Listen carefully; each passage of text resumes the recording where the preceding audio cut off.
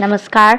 ये महाभारत कथा पूरी तरह से वेद व्यास महाभारत के ऊपर आधारित है। यदि आप इसका निरंतर श्रवण करते रहना चाहते हैं तो इस चैनल को सब्सक्राइब ज़रूर कर लें और आगे आने वाली सभी पॉडकास्ट के नोटिफिकेशन के लिए बेल आइकन को भी ज़रूर से प्रेस कर दें।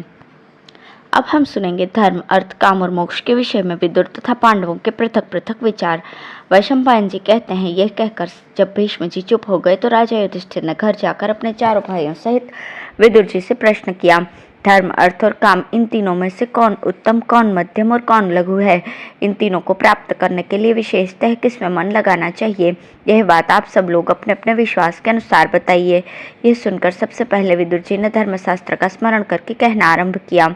विदुर जी बोले, बहुत से शास्त्रों का अनुशीलन, तप, त्याग, श्रद्धा, यज्ञ, क्षमा, भाव शुद्धि, दया, सत्य और संयम, ये सब आत्मा की संपत्ति है।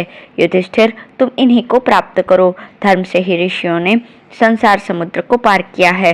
धर्म के ही आधार पर संपूर्ण लोक टिके हुए हैं। धर्म से ही देवताओं की उन्नति हुई है और धर्म में ही अर्थ की भी स्थिति है। मनीषी विद्वान धर्म को उत्तम, अर्थ को मध्यम और काम को लघु बतलाते हैं।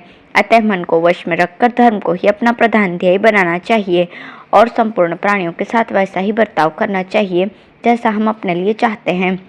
विदुर जी की बात समाप्त होने पर अर्जुन ने कहा, राजन, ये कर्मभूमि है। यहाँ जीविका के साधनभूत कर्मों की ही प्रशंसा होती है। खेती, व्यापार, गोपालन तथा भांति भांति के शिल्प, ये सब अर्थ प्राप्ति के ही साधन है। अर्थ ही समस्त कर्मों की मर्यादा है। अर्थ के बिना धर्म और काम भी सिद्ध नहीं होते। धनवान मनुष्य धन के द्वारा उत्तम धर्म का पालन और दुर्लभ कामनाओं की प्राप्ति भी कर सकता है।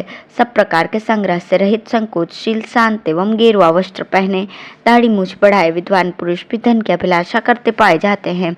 कई ऐसे हैं जो स्वर्ग के इच्छुक हैं और कुल परंपरागत नियमों का पालन करते हुए अपने अपने वर्ण तथा आश्रम के धर्मों का अनुष्ठान कर रहे हैं, फिर भी उन्हें धन की चाह बनी हुई है।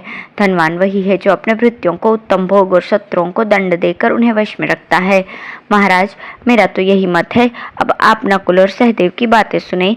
ये दोनों भी कुछ कहने को उत्कंठित हैं।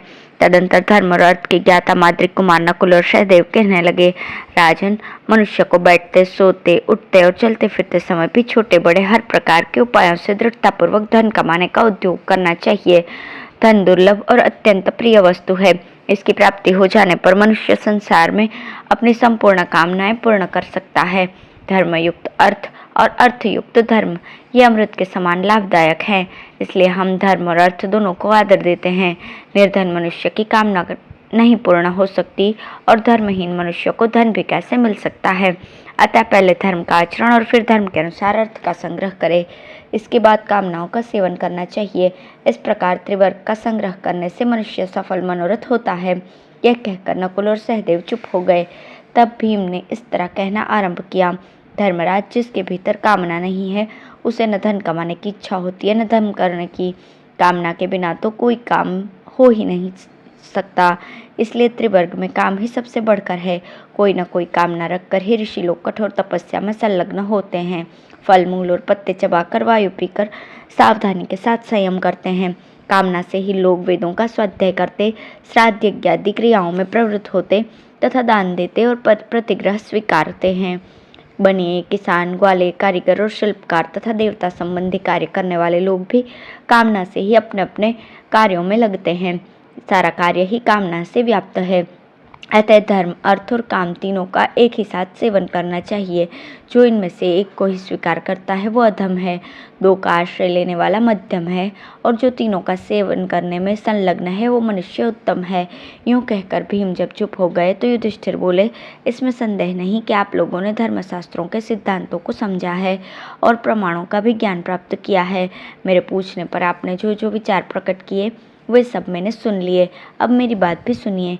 जो न पाप में लगा हो, न पुण्य में, न अर्थोपार्जन में प्रवृत्त हो, न धर्म या काम के सेवन में, जिसकी दृष्टि में मिट्टी का ढेला और सोना एक समान हो, वो सब प्रकार के दोषों से रहित मनुष्य दुख और सुख देने वाली सिद्धियों से सदा के लिए मुक्त हो जाता है। स्वयंभू भगवान ब्रह्मा जी का कहना है कि जिसके मन में आसक्ति है उसकी कभी मुक्ति नहीं होती, किंतु जो धर्म, अर्थ और काम इस त्रिवर्ग से रहित है वही दुर्लभ पुरुषार्थ को प्राप्त करता है। इसलिए गूढ़ तत्व का ज्ञान ही संसार का हित करने वाला है और मोक्ष प्राप्त कराने वाला है। वैशंपायन जी कहते हैं, राजा युधिष्ठिर की कही हुई बात बड़ी ही उत्तम, युक्ति युक्त और मन में बैठने वाली थी। उसे सुनकर सब राजाओं को बड़ी प्रसन्नता हुई। सबने हर्षध्वनि की और उन्हें हाथ जोड़कर प्रणाम किया। फिर वे उनके वचनों की प्रशंसा करने लगे। महामना युधिष्ठिर ने भी उन राजाओं की प्रशंसा की और पुनः गंगानंदन भीष्म जी के पास आकर उनसे धर्म के विषय में प्रश्न किया। धन्यवाद।